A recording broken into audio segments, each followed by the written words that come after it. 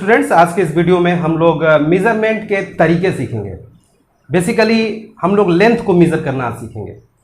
तो लेंथ को मेज़र करने के दो मेन तरीके हैं। पहला मेथड है direct method. First method is direct method.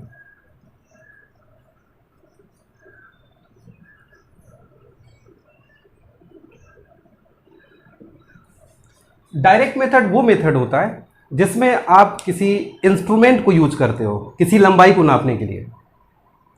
अगर जब भी आपने इंस्ट्रूमेंट यूज कर लिया है तो मेथड डायरेक्ट मेथड कहलाता है कि आप डायरेक्टली मेजरमेंट ले रहे हैं। एग्जांपल के तौर पे अगर मान लीजिए आपके पास ये कोई लकीर खींची हुई है बोर्ड पर और इसकी लेंथ मेजर करने के लिए आपसे कहा जाए कि इसकी लेंथ मेजर करके बताओ, तो आपके पास कौन से तरीके हैं जिससे आप ये लेंथ मेजर कर सकते हो? जवाब है आप सीधे सीधे स्केल उठाओगे, वही स्केल जो आपके ज्योमेट्री बॉक्स में मिलता है, उस स्केल को इसके बगल में रखोगे और देख लोगे कि ये कितना लंबा है और इसका मेजरमेंट आप लेके बता दोगे कि 15 सेंटीमीटर का है या 12 सेंटीमीटर का है। और इस मेथड को हम लोग कहते हैं डायरेक्ट मेथड, क्योंकि आपने डिवाइस यूज कर लिया है इसकी लंबाई को देखने के लिए, आई मीन मेजर करने के लिए। हम लोग बात करेंगे इनडायरेक्ट मेथड पर। इनडायरेक्ट मेथड में मेजरमेंट कैसे लेते हैं? तो इनडायरेक्ट मेथड की सबसे पहली पहचान होती है कि आप मेजरिंग डिवाइस नहीं यूज कर रहे होते हो। आप किसी स्केल का या तराजू का या कोई भी यंत्र यूज नहीं करोगे मेजरमेंट लेने के लिए, तो मेजरमेंट इनडायरेक्ट मेथड कहलाता है। और इनडायरेक्ट मेथड में जो हम लोग डिवाइस यूज नहीं करते हैं, किसी मशीन का यूज नहीं करते हैं, ना यूज करना आपकी मजबूरी भी है। जैसे कि अगर धरती से चांद की दूरी नापनी हो तो आप किसी डिवाइस की सहायता से मेजर नहीं कर सकते। स्केल से करना चाहते हो, स्केल लगा करके धरती से चांद तक ऐसे पलट पलट करके जाओगे नापने के लिए distance, it is quite impractical. तो निश्चित ही हम लोगों को अब कोई जुगाड़ लगाना पड़ेगा और उसी जुगाड़ का नाम है पैरेलैक्स मेथड। तो पैरेलैक्स क्या होता है सबसे पहले आप समझ लीजिए, फिर बहुत ही आसान हो जाएगा डिस्टेंसेस को मेजर करना। बहुत ही छोटी बात है, लेकिन पैरेलैक्स समझना बड़ी खूबसूरत बात है। तो चलिए, पैरेलैक्स समझने के लिए आप लोग अपना पेन निकाल लीजिए और पेन निकाल करके पेन की टिप को दीवार पर कोई पॉइंट सोच लीजिए। दीवार पर आप कोई पॉइंट सोच लीजिए, कहीं भी कोई स्पॉट सोच लीजिए, कोई पॉइंट सोच लीजिए। आपके दीवार पर कोई धब्बा कहीं लगाओ तो उस धब्बे को देखिए और उस धब्बे को और इस पेन की टिप को आप मिलाने की कोशिश करिए। लेकिन मिलाते समय आप अपनी एक आंख को, लेफ्ट आई को क्लोज कर लीजिए। मैच कर गया? और जब आप लेफ्ट आई को ओपन करके राइट वाले को क्लोज करोगे तो आप ये पाओगे कि आपका जो ये मिलान था, इससे पहले जो मिला चुके थे, अब वो डिस्टर्ब हो गई, वो राइट साइड में शिफ्ट हो गई। तो इसी शिफ्टिंग को हम लोग पैरेलैक्स कहते हैं। और यही शिफ्टिंग आपका ये कहलाता है कि पैरेलैक्स आ रहा है। तो पैरेलैक्स की मीनिंग पहले समझ लीजिए। इस ऑब्जेक्ट की, इस मार्कर की जो पोजीशन चेंज हो गई, किसके रिस्पेक्ट में पोजीशन चेंज हुई है? वॉल पर जो स्पॉट था, उस वॉल के स्पॉट के रेस्पेक्ट में इस पेन के टिप की पोजीशन बदल जा रही है। और इसी चेंजिंग को, इसका जो पोजीशन बदल रहा है, that change in position of this object with respect to spot on the wall is called parallax. इसको आप करके देखिएगा, बिना करे इस वीडियो से आप नहीं समझ पाओगे, इसे खुद ही करके देखिएगा। क्या करना है मैं दोबारा बता रहा हूं। आप अपने पेन को खोलिए। पेन को खोलने के बाद आप दीवार पर कोई स्पॉट सोच लीजिए, कहीं कोई धब्बा हो, दाग हो आपकी दीवार पे, ना हो तो बल्ब लगा है, बल्ब को देखिए। और अपनी लेफ्ट आई को बंद करके इसकी टिप को उस बल्ब से मैच कराने की कोशिश करिए। जब मैच कर जाएगा, मैच कर जाना मतलब एक लाइन में आ जाना चाहिए। इसकी टिप और बल्ब की पोजीशन ये एक लाइन में आ जाना चाहिए, वो आ जाएगी। और जैसे ही आप अपनी लेफ्ट आई ओपन करके राइट बंद करोगे तो जो आपने एक लाइन में इससे पहले देखा था, अब वो डिस्टर्ब हो जाएगी। डिस्टर्ब हो जाएगी मीन्स अब इस मार्कर की टिप आपके पेन की जो टिप है वो उस स्पॉट के रेस्पेक्ट में थोड़ी राइट साइड में शिफ्ट हो जाएगी। मार्कर की टिप उस स्पॉट के रेस्पेक्ट में राइट हैंड साइड में शिफ्ट हो जाएगी। This shifting is called parallax. और इसी मेथड का यूज करने जा रहे हैं हम लोग बड़ी बड़ी डिस्टेंसेस को मेजर करने। अब इस पैरेलैक्स मेथड को यूज करके हम लोग लार्जर डिस्टेंस मेजर करना शुरू किया जाए। ये काफ़ी इंटरेस्टिंग होने वाला है। धरती पर बैठे बैठे किसी स्टार तक की डिस्टेंस को मेजर करना ये बहुत एडवेंचरस होने जा रहा है। और एक बात मैं बड़ी क्लियर कर दूं कि इस तरह से मेजर की गई डिस्टेंसेस एग्जैक्ट नहीं होती, ये एक रफ आइडिया होती है। एग्जैक्ट डिस्टेंस मेजर नहीं किया जा सकता है पैरेलैक्स मेथड से।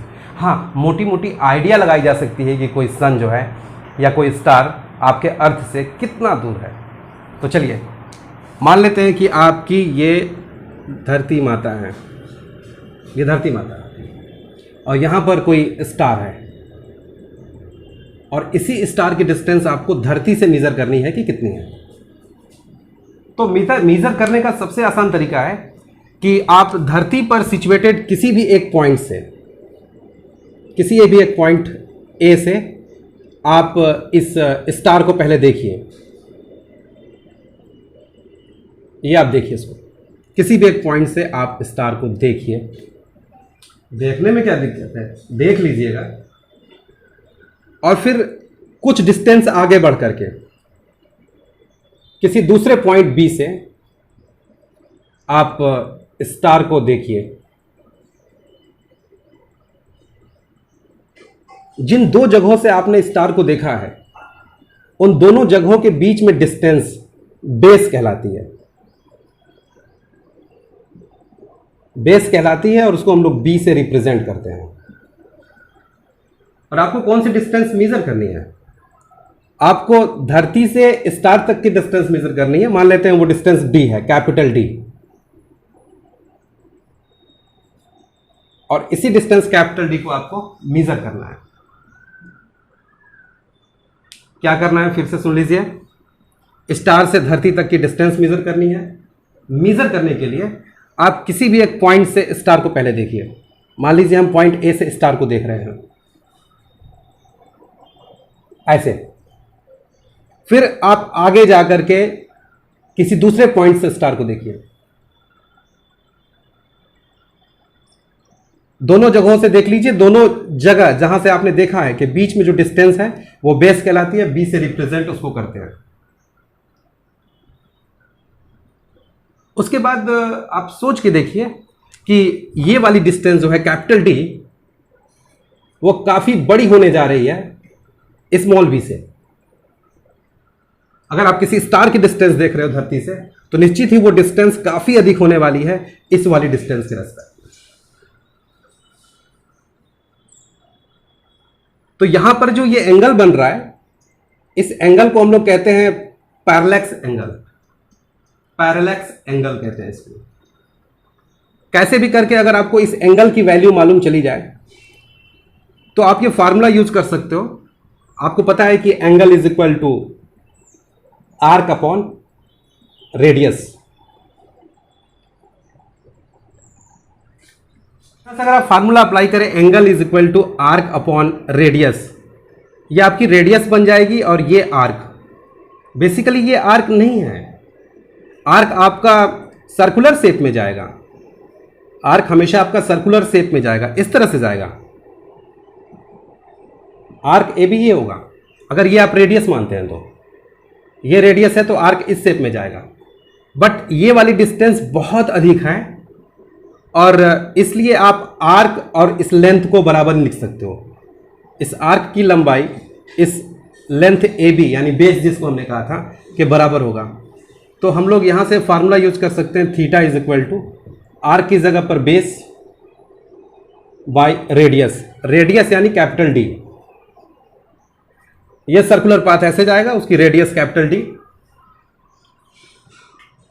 हमें डी ही डिटरमाइन करना है तो डी इज इक्वल टू मिल जाएगा बेस अपॉन थीटा। यानी बेस की वैल्यू और थीटा की वैल्यू मालूम हो तो आप डी मालूम कर सकते हो। डी मीन्स धरती से उस स्टार तक की डिस्टेंस, ये मालूम करी जा सकती है इन दो की वैल्यूज मालूम हो तो बेस तो मालूम होने में कोई दिक्कत नहीं है। बेस तो आप धरती पे ही ट्रैवल कर रहे हो ना, तो वो डिस्टेंस आराम से मेजर की जा सकती है, वो डिस्टेंस धरती पर है बेस वाली। अब मैटर ये कि थीटा कैसे मेजर होगा? सर क्या हम लोग वहां जाकर के ये एंगल थीटा मेजर करेंगे ऊपर जा करके? नहीं, ऊपर जाने की जरूरत नहीं है। ट्रिग्नोमेट्री किस दिन काम आएगी? ट्रिग्नोमेट्री किस दिन काम आएगी ऊपर ले जाने के? तो आप अगर थीटा मेजर करना चाहते हो तो देखो थीटा क्या चीज है, इस पाइप की सहायता से आप समझने की कोशिश करिएगा। जब आपने ए से इस स्टार को देखा है तो आपका ये लाइन ऑफ साइट बन रहा है, ये लाइन ऑफ साइट है, तो आप इसको धरती के साथ बना हुआ ये एंगल आराम से मेजर कर सकते हो धरती पर। सर ये पाइप कहां से आ गया बीच में? भाई आप यहां से इस स्टार को देख रहे हो ऐसे, तो लाइन ऑफ साइट आप कैसे पाओगे? तो लाइन ऑफ साइट पाने के लिए ऐसा करना कि पाइप में से देख लेना, किसी पाइप में से होकर के देख लेना, जिससे कि एंगल मेजर करने में आपको सुविधा होगी। आप नंगी आंखों से ऐसे स्टार को मत देखिएगा, एंगल मेजर करने में बहुत दिक्कत आएगी। तो आप किसी पाइप में को होकर के देखिएगा स्टार को, जिससे कि वो आपको लाइन ऑफ साइट मिल जाएगी और लाइन ऑफ साइट से आप ये एंगल निकाल सकते हो, पाइप और धरती के बीच में बना हुआ एंगल। उसी तरीके से आप ऐसे देखिएगा, ये एंगल मेजर कर सकते हो, और जब ये एंगल और ये एंगल मेजर हो जाएगा तो तीनों एंगल्स का सम जो है वो 180 होता है, आपको ये वाला एंगल मालूम हो जाएगा। और ये एंगल मालूम होते ही सारा खेल आपके हाथ में आ गया, आप धरती से चांद तक की दूरी को या किसी भी स्टार तक की दूरी को ईजिली मेजर कर सकते हो। फ्रेंड्स, पैरेलैक्स मेथड की सहायता से हम लोग दूर कहीं स्पेस में किसी स्टार की डायमीटर भी कैलकुलेट कर सकते हैं, यानी कि वो स्टार कितना बड़ा है ये हम लोग धरती पर बैठे बैठे कैलकुलेट कर सकते हैं। तो चलिए इसे भी सीखा जाए। जैसे मान लीजिए हमारे पास कोई स्टार है, धरती से काफ़ी दूर एक स्टार है, और इसको हम लोग धरती पर से देखना चाहते हैं कि कितना बड़ा है, यानी कि इसकी डायमीटर कितनी है। ये इसकी डायमीटर हो जाएगी। तो तरीका ये है इसकी डायमीटर कैलकुलेट करने का कि धरती पर ही किसी पॉइंट से, मान लेते हैं पॉइंट ए से, हम लोग इस स्टार के एक एंड को देखते हैं, डायमीटर के एक एंड को देखते हैं। डायमीटर के एक एंड को आप पॉइंट ए से देखिए, और डायमीटर के दूसरे एंड को आप इसी पॉइंट ए से देखिए। यहां से देखना होगा, यहां से देखना होगा किसको? डायमीटर के दोनों एंड्स को। और अगर स्टार से धरती तक की डिस्टेंस कैपिटल डी हो,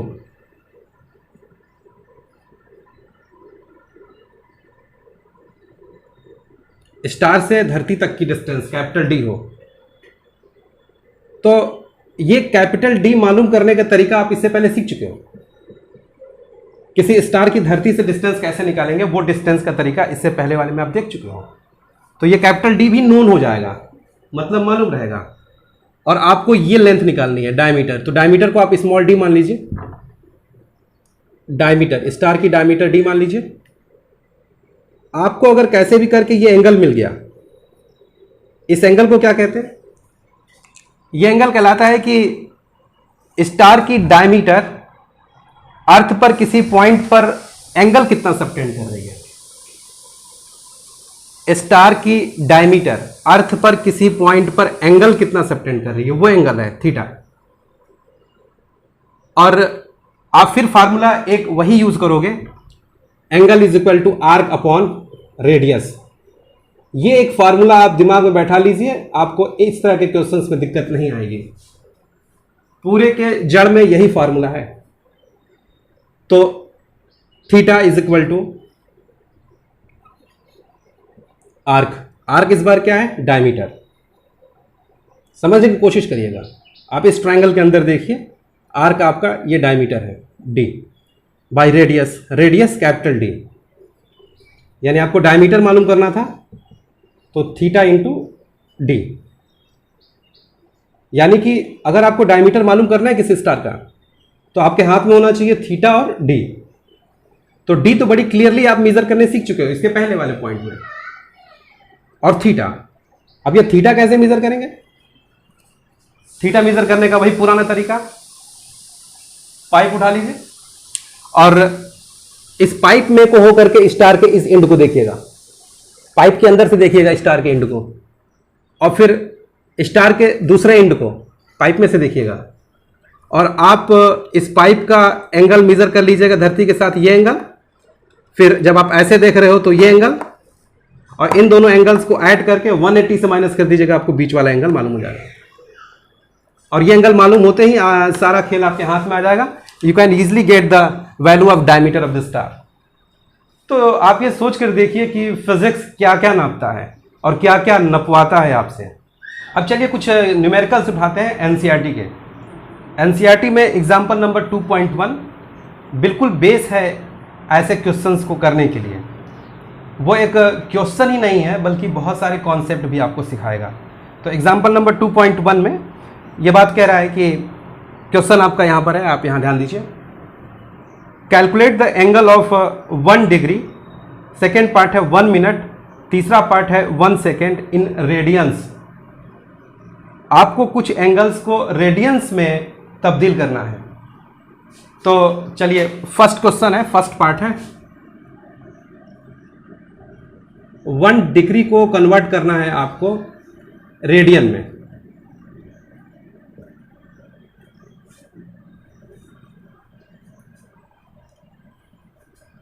तो 1 डिग्री को रेडियन में कन्वर्ट करने से पहले मैं एक बात क्लियर कर दूं कि एंगल की एसआई यूनिट रेडियन ही होता है। जब भी आप किसी क्वेश्चन में न्यूमेरिकल्स में एंगल को रखने की बात आएगी तो आप एंगल रेडियन में रखोगे, डिग्री में या मिनट में या सेकेंड में एंगल्स को नहीं रखोगे। हमेशा उसको रेडियन में कन्वर्ट करोगे तब आप न्यूमेरिकल वैल्यूज को रखोगे किसी भी न्यूमेरिकल्स में, क्योंकि रेडियन एसआई यूनिट है आपकी, और न्यूमेरिकल सॉल्व करते समय एसआई यूनिट ही हमेशा यूज की जाती है। तो चलिए 1 डिग्री को रेडियन में कन्वर्ट करने का तरीका देखिए। आप ये समझ लीजिए कि किसी भी पॉइंट पर सर्कल का सरकमफ्रेंस, ये मान लीजिए सर्कल का सरकमफ्रेंस है, सर्कल के सेंटर पे जो ये एंगल बन रहा है, पूरा पूरा सरकमफ्रेंस सेंटर पे जो एंगल बना रहा है, ये एंगल आई मीन पूरा ये एंगल वो 360 डिग्री कहलाता है। 360 डिग्री, या इसी को हम लोग रेडियन में कहते हैं 2 पाई रेडियन। 360 डिग्री है और इसी का नाम एसआई यूनिट में 2 पाई रेडियन भी है।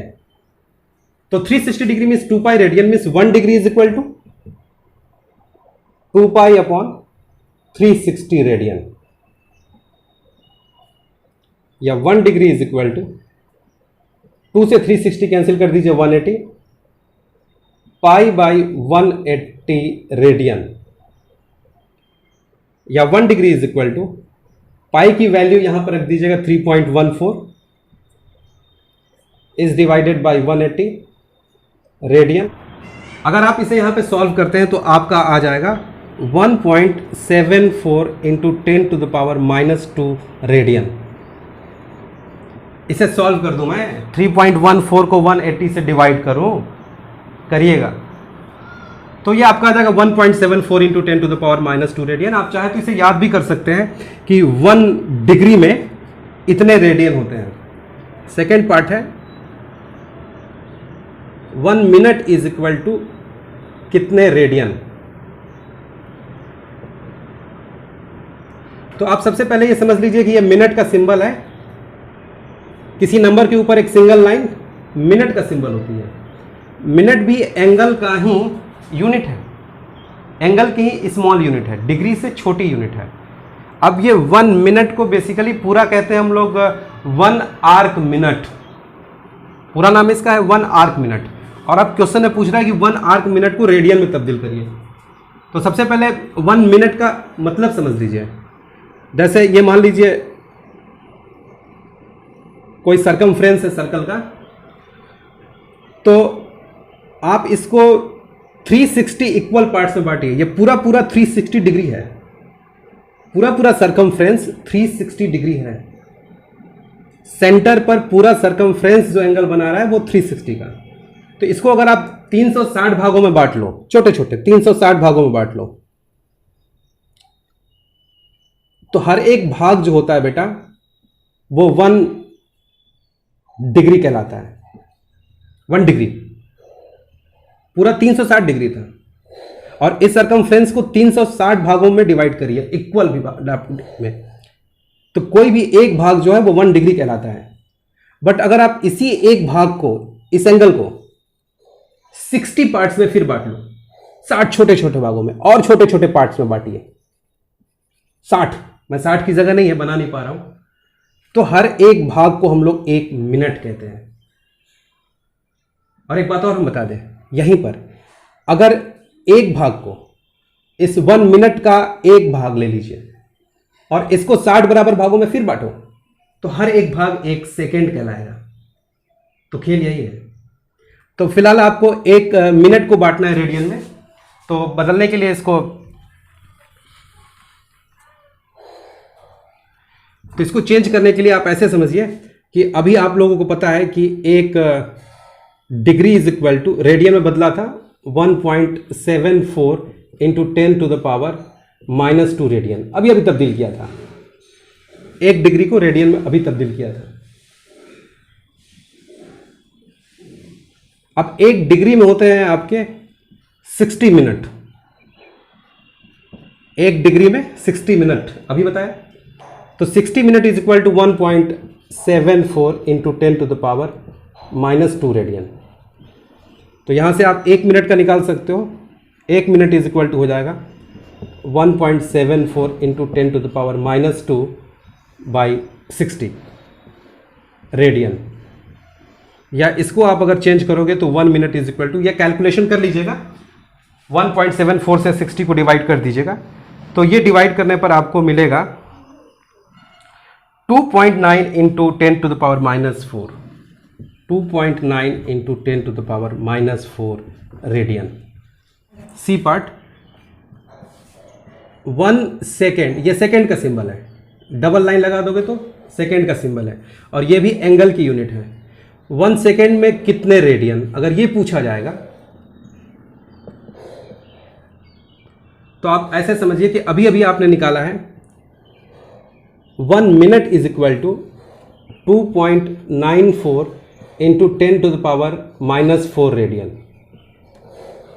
आपने 1 मिनट में निकाला है 2.94 इंटू 10 के पावर -4 रेडियन, और आपसे पूछ रहा है 1 सेकेंड में कितने। तो 1 मिनट में बेटा आपके होते हैं 60 सेकेंड, 1 मिनट में 60 सेकेंड। तो 60 सेकेंड में 2.94 into 10 to the power -4 radian, तो ये 1 सेकेंड का आपका आ जाएगा 2.94 into 10 to the power -4 by 60, या 1 सेकेंड इज इक्वल टू आ जाएगा। ये आप अगर कैलकुलेट करते हैं तो कैलकुलेशन के बाद आपका 1 सेकेंड इज इक्वल टू आ जाएगा 4.85 into 10 to the power -6 radian. तो ये 1 सेकेंड में इतने रेडियन। रेडियन एसआई यूनिट है, और इसलिए हम लोग को बार बार मैं कह रहा हूँ ज़रूरत पड़ती है, मिनट हो या फिर सेकेंड हो या फिर डिग्री हो, इन सभी एंगल्स को रेडियन में तब्दील करने की ज़रूरत पड़ती है। अब एग्जाम्पल नंबर 2.3 सॉल्व करते हैं एनसीईआरटी से। इस क्वेश्चन में कह रहा है बच्चों, क्वेश्चन पे ध्यान दीजिए कि the moon is observe from 2 diametrically opposite points A and B. जैसे मान लीजिए यहां पर मून है,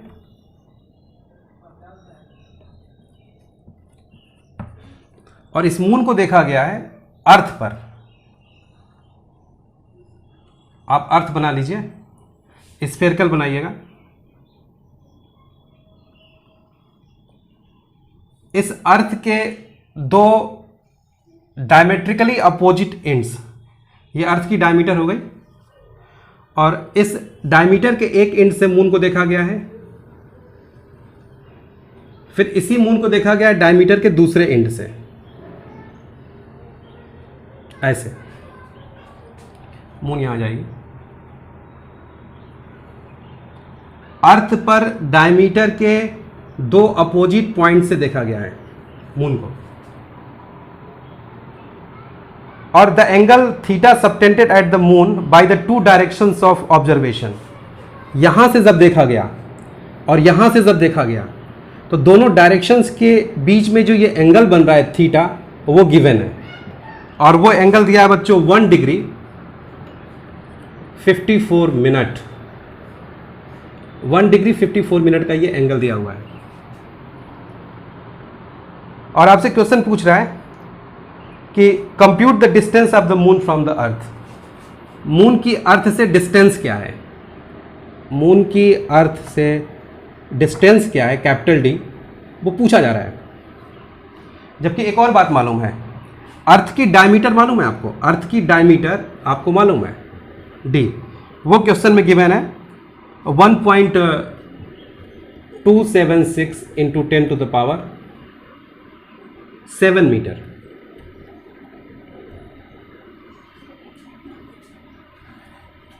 तो अब बच्चों ध्यान दीजिएगा, इस क्वेश्चन को कैसे सॉल्व करेंगे।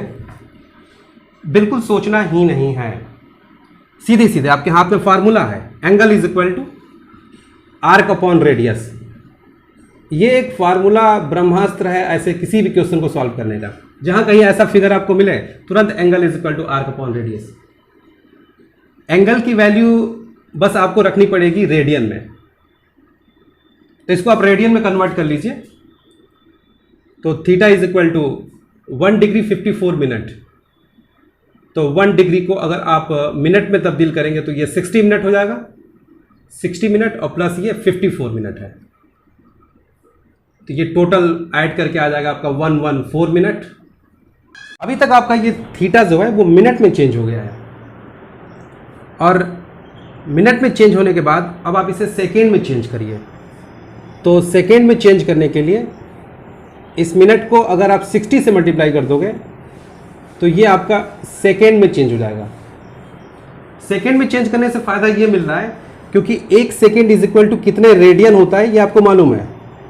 1 second is equal to 4.85 into 10 to the power -6 radian. तो इतने सेकेंड में कितने रेडियन हो जाएंगे, आप मल्टीप्लाई कर दीजिए। 114 into 60 is multiplied by 4.85 into 10 to the power -6। ये मल्टीप्लाई करने पर आपको मिल जाएगा 3.2 into 10 to the power 3.32 into 10 to the power -2 radian. ये मल्टीप्लाई करने में पूरा आपका रेडियन में आ गया। अब अगर आपको ये डिस्टेंस फाइंड करनी है कैपिटल डी, तो आप फार्मूला यूज कर लीजिए, theta is equal to arc upon radius. वही ट्रेडिशनल फार्मूला, एकमात्र फार्मूला जो हमेशा आपको याद रखना है। थीटा आपको मालूम हो चुका है, ये चीज थीटा की जगह रेडियन में रख लीजिए। 3.32 into 10 to the power -2 is equal to arc, arc यानी ये distance, diameter of the earth, ये भी आपका गिवन है क्वेश्चन में, diameter of the earth given है क्वेश्चन में, और वो है बच्चों 1.276 into 10 to the power 7 metre. तो आप इस आर्क की जगह डायमीटर रख लीजिए 1.276 इंटू 10 टू द पावर 7 और bye radius, radius means distance between moon and earth. यही डिस्टेंस कैपिटल डी आपको फाइंड करनी है। तो कैलकुलेशन कर लेना, डी इज इक्वल टू आपका आ जाएगा यहाँ से, ये सारा इवेल्युएट करके आपका आंसर आ जाएगा 3.84 into 10 to the power 8 metre. तो ये आपका आंसर है। कैलकुलेशन सारा का सारा आप लोग खुद ही करिए, ये कॉन्सेप्ट था।